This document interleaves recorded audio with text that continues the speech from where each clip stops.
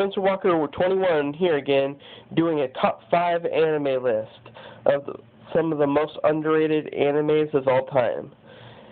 And I'm not going to go into review, but I'll give you a little short preview of all the shows. Number 1 is Soul Eater. Soul Eater is a great show. It's got great animation.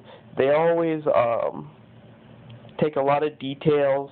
It's always well drawn out. You never have a Naruto moment when Payton's face looks like he's fucked up on drugs. I'm sorry, Naruto, but I had to take that shot on you. Anyway, Soul Eater, it's basically the main 2 characters is Soul and Maka. And what you have to do, the whole point of the show basically is you want to collect 100 souls. 99 evil souls, and then you combine that with 1 witch soul, and your weapon can become a death scythe and can be used by Death as his own personal weapon.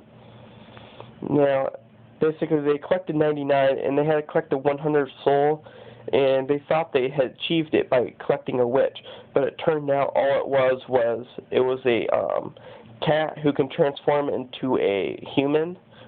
Someone who looks like a human, and the cat decided to make itself look like a witch. So they thought they captured a witch, they absorbed her soul, and it basically didn't work. And so they had to restart.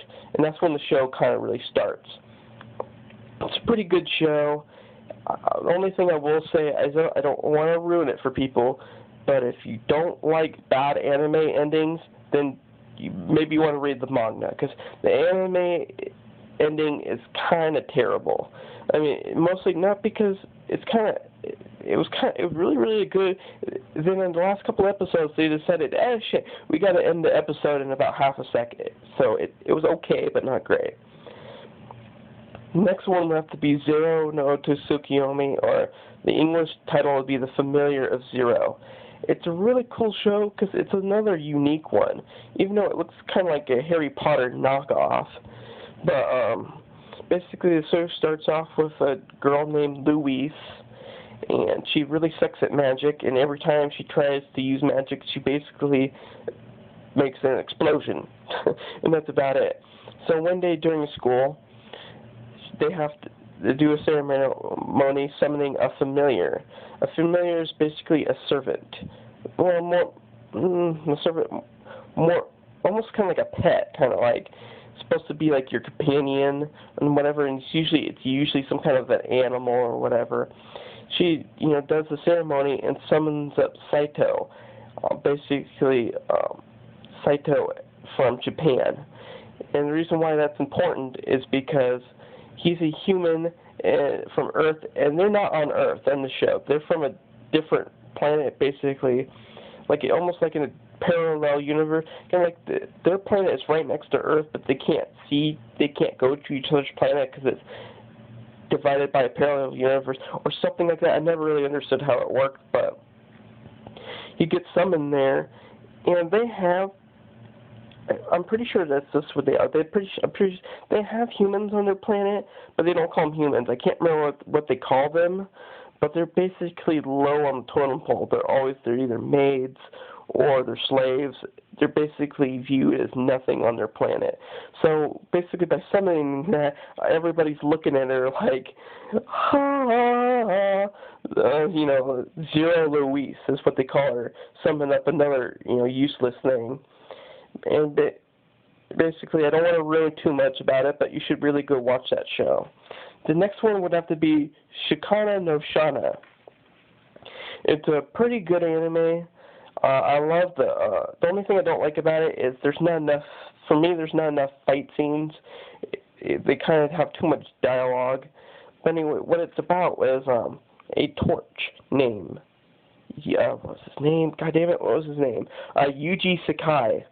Basically, what a torch is, it's a temporary soul placed into a human after he dies. Typically, when a human dies, a torch, basically almost kind of just like a clone, is basically put into his body, and then when the torch dies off, another person come into the soul, and basically, and so on, and so on, and so on. It's a really interesting show, so you probably should go check that one out too.